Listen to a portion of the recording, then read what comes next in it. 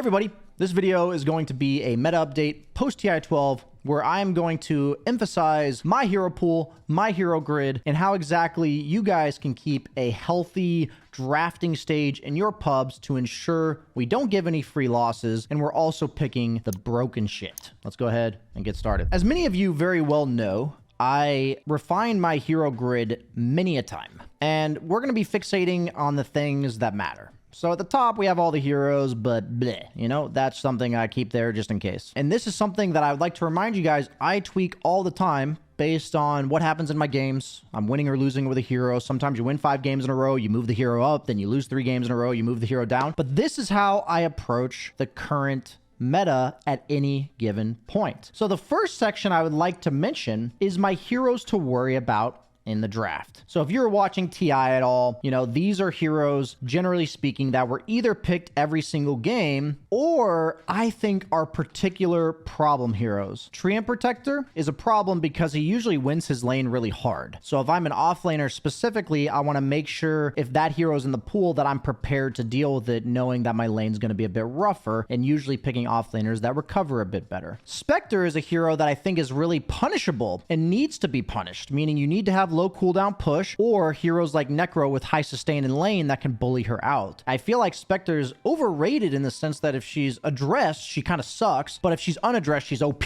So I put her there because I can't pick heroes like Muerta that are bad versus Spectre if Spectre's in the pool. That's the kind of hero that she is. Bristleback, I put there. He's the most obnoxious offlaner and carry right now. And honestly, I think he's so broken, I don't want to deal with him at all. So he's also in my first pick for carry and off lane. So it's to the point where certain heroes for me, I just automatically first pick, first ban them. And this is all for the sake of enjoyment in pubs. So the reason why I have to do this in my bracket is because people do first pick Bristle every single game. And Bristle's still got an above 50% win rate when he's getting first picked. So the way I look at this is if Bristle's getting first picked in your games, or a hero's getting first picked in your games, and you don't feel like you can deal with them, whether that's Spectre, because people in your bracket don't deal with Spectre very well, then you should consider first pick, first banning them as well. And that may seem boring to you guys, but I assure you, winning and enjoying Dota strategically, not boring. So that's been my approach, and I'll show you what happened when I started taking that approach, because I kind of forgot to do it for a little bit.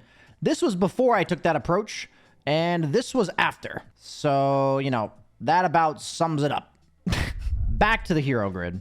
Spirit Breaker, Chaos Knight, just insanely broken heroes right now. CK mainly in the lane, Spirit Breaker mainly on the map. Lone Druid is kind of like a cheese push hero that you do also need to specifically address, just like Spectre, but it's mainly about his laning phase rather than like the grand scheme of his game plan. Huskar specifically, even though I didn't see him at TI, still gets picked a lot against melee mids and pubs, so I'm just wary of picking like Kunkka mid if Huskar is in the pool, and if I'm going to play mid, I usually just ban Huskar because I don't want to deal with it. And then Brewmaster, because I also fit him in the off lane of if there's a specialist playing it, I need to be prepared because there's specific carries like CK, these illusion heroes that really do struggle against Brewmaster, and if I pick them and Brewmaster's in, the game's just hard. So those are the heroes that I put there. And these are heroes for you that can be anything. Anytime a hero is something I consistently lose to, the mindfulness to put it in this pool and then ask myself why I'm consistently losing to it really does help me in these drafts. And if I feel like a hero no longer is a problem, meaning like, oh, I haven't really seen that hero in a while, then just I remove it. And it really keeps me grounded and up to date on the problems I'm currently facing in drafts, and I don't forget about things. I hate to lose to the same thing twice, and that's exactly what this is about. First and foremost, we're going to talk about my off roles. So something you're going to notice about my off roles, 4 and 5, I don't play too much support. These heroes weren't picked very much at TI, and most of these heroes, other than Treant and AA, weren't really picked at TI either. But these are my off roles. I don't play them very often. So what does that mean? I want to pick the heroes that I do the best on. The ancestors, right? I want to pick the heroes that I have success on, that I know how to play, because learning meta heroes and sticking to them is only useful if you're able to spend enough games learning that hero. So for me, I care way less about picking meta if it is an off role. I'd much rather just pick heroes I'm much comfortable on, and that's why these hero pools reflect that. The meta 4 positions for TI were more like Willow, and even heroes like Enchantress and Vengeful Spirit, getting much more aggressive play Phoenix. But I don't play these heroes very well. You know, you look at Phoenix, I'm level 1 Dota buff. 7 games total. You know, Vengeful Spirit, bleh, you know, that's why I don't pick these heroes, because I don't have enough time to get good and practice them, and I'd rather just play stuff I'm comfortable on and I win with. So moving on to the core roles. So offlane and mid right now have a lot of overlap because a lot of strength heroes play mid, which means that they also usually play offlane. So Bristleback, still number 1 for offlane. The other hero is Wraith King. Wraith King specifically, I'd like to tell you guys, is broken. I mean, this is my win rate with him this patch. I lost 1 game because I built Midas, and then I went back and started building Blade Mail Radiance or just straight Radiance and won every single game. This is the meta right now. Embrace it, accept it. There's infinite space on the map. Half my Wraith King games, I and my carry have a Radiance. It doesn't freaking matter. All that matters is this hero farms really fast, plays the entire map, really hard to gank, becomes a Blink Initiator, can buy pretty much any items he wants, and that's just really powerful in this meta. Like being able to farm in the offlane. You know, Bristleback goes the Axe Bloodstone, Wraith King goes Radiance, Spirit Breaker goes Midas Octarine Core. You're getting a message of like the broken offlaners right now. What do they do in the game? They farm a lot. So please stop whining at your offlaner. If they're being a bit AFK, that's different. But if they're buying farming items and looking to scale, that's how it is right now. And it is the way to be played. That is how TI was played.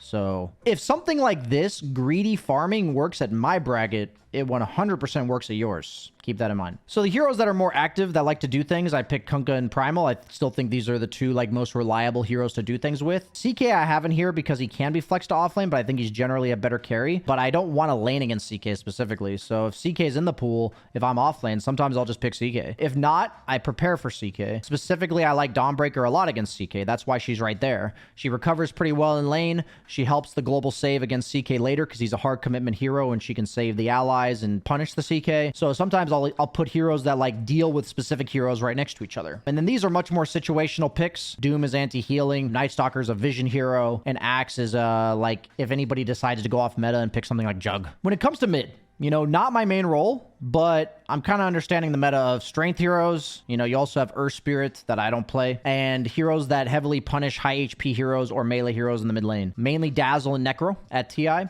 Necro also has an insane win rate in pubs. I think he's mainly a mid laner. I think too many of the carries right now, like CK and Weaver, just punish him really hard in lane on Necro. So I think to get off to that reliably good start is really important, and that's much easier to do in the mid lane. I personally think Death Prophet, going Mana Boots Midas Octarine Core, similar playstyle to a Spear Breaker on a long ultimate, I think, you know, she's like a Necro combined with Spear Breaker, basically. Like, you go the Spear Breaker build, but you play like a Necro. I think Death Prophet's actually severely underrated. I've had pretty damn good success with her this patch. And I highly encourage you guys to try her out, as I think that she is underrated now, and she'll probably be buffed again for next patch. Don't be afraid to try a hero that I've had success with if you like playing the hero. Death Prophet, traditionally not the funnest hero, but I think any hero that goes Midas Octarine Core can be a good time. So when we're looking at carries, right, this is obviously my most extensive hero pool because it is my main role. So Bristleback is the same as CK for the offlane, meaning that I don't want to lane against offlane Bristle, so I just first pick Bristle. That's just how it is. I hope you like pushing W and Q, guys, because that is the meta that we live in. This is the world we live in. A hero that propped up a lot of TI that I've been winning with this patch, like if this was April, I'm 5-0 on Weaver this patch. He feels insanely strong. This is a great Weaver patch. The hero just scales insanely well. He lanes well. He recovers well in terms of he's hard to gank by most of the heroes in the meta right now. He's good against these like slow supports like Muerta and Grimstroke, these heroes that have like soft lockdown. All of like the Lions and Shadow Shamans, they're not getting picked. All these like hard lockdown supports are not getting picked. So that makes Weaver really strong. I like Lifestealer whenever they have a strength offlaner and potentially a strength mid. Any high HP strength heroes, Lifestealer I think is very strong. Luna I think is very good if CK and Bristle are not in the game. Problem with Luna is that she has an issue with these overwhelmingly tanky strength heroes just running at her. Yes, her shard is nice, but it keeps her alive for 7 seconds. So any heroes that take her more than 7 seconds to kill, I view as a serious problem. And since she has glaives to bounce in fights, I think she's insanely good at everything except for single target 5,000 HP strength heroes. You might be able to take on one of them, but if it's a hero that is up in your face the entire fight, it's a problem. I know a hero like Kunkka is not really up in your face, but the Primal Beasts, the CKs, the Bristlebacks, I think they are a problem. So Luna is, in my opinion, good if you have those heroes, but not the other team having those heroes. I'd like to make a public service announcement that Luna is unplayable against offlane Wraith King. Absolutely unplayable, because he's a hero you cannot like get away from you, and he will always jump, blink, stun you, and take half your HP off at any stage of the game. And unless you have Satanic and there's no other heroes on his team that are a problem, you just feel like food all game. So I highly encourage you to not have to learn that lesson, and that I think Luna versus Wraith King is so unplayable that I will not pick Luna if Wraith King is still in the pool to be picked. So when we look at Spectre, Muerta, these are heroes that are very meta. Muerta's primarily getting played as support, but I think she's still situationally a strong carry, especially if I have a melee 5. That's why I put her up here. With melee 5s, I will usually be more inclined to pick up a ranged hero or a self-sufficient melee hero that can connect to the fight. With mobility, I think Void's really the only mobile carry that's getting picked right now. You know, these three are here because they're ranged, but I haven't picked any of these in a really long time. Razor's specifically an anti-carry. I think Troll is really nice if they ever have a summons hero, but not really many people are picking summons heroes right now. His like AoE mischance with the whirling axes is really nice, and he kind of just dominates any of the summons offlaners, but I generally won't pick him unless one of those heroes is getting picked. I think the hero pool for carry right now is generally pretty small in terms of like there's a clear S tier. Like I think that these three heroes are S tier and the rest of these are okay, maybe second round picks for like Spectre, Luna, and Muerta. Lifestealer, I'd put him as like a second round or final pick, but I think he's insanely strong in the games that he's strong. And then all these other heroes are either last picks or like I already know my laning opponents and they're good against them. Like Sven specifically, I think is really nice against offlane Wraith King skeletons. He's also really nice against the likes of Luna as well as like Naga carry. Any of these carries that don't really deal with the single target, and his cleave and burst damage heavily counters them. So the heroes that I saw propping up at TI that were mid-game carries. The biggest thing about this meta right now for carries is that you have to be able to fight at 15, 20 minutes. You don't want to, but you have to be able to. And what I mean by that is if you aren't able to fight, at least what I'm seeing is everyone just getting ran over by bristlebacks, you know, by CKs. Like these heroes are bringing the fight to you, and eventually you have to, you know, resist. You have to actually give them fight back, right? So the problem that I have with like Anti-Mage and Slark, for instance, and why you're not seeing these heroes, even though tanky boys and draining their mana and all that kind of stuff is really nice, is because these heroes don't win lane against the likes of Bristleback, for instance, and they also take 2 or 3 items to come online. So the carry meta right now is either heroes that fight really early, 15 to 20 minutes, they flash farm, like starting at level 6, like Luna, Sven, flash farm, or that they significantly slow down the momentum of the offlaner. I think Monkey King and Lifestealer are really the only carries right now that reliably slow down the offlaner. Monkey King against really any melee hero, and Lifestealer against any tanky strength hero specifically. They do a great job of shutting down the offlaner. So that's the thing about carries right now, is you might be losing games for free because you can't fight the opponent. And I usually lean away even from picking Spectre in pubs right now, because if I pick Spectre and the opponent just picks Lone Druid and like one other pushing hero, the game's just over. Like that's what was happening towards the end of TI. Like Gaming Gladiators punished that really hard. And so in pubs, I'm reluctant to pick Spectre early on in the draft. I think as long as the game is slow, Spectre feels really strong. But this idea of the opponent grouping up with a ball and my hero being able to do nothing about it is the scariest thing in this current meta. And that's why these heroes that struggle in a 5v5 like Slark, like Anti-Mage, are generally going unpicked. So I hope you guys enjoyed this little bit of meta update review, as well as my hero grid gloss over. Let me know what you guys think in the comments. Like, comment, subscribe. I'll see you guys next time.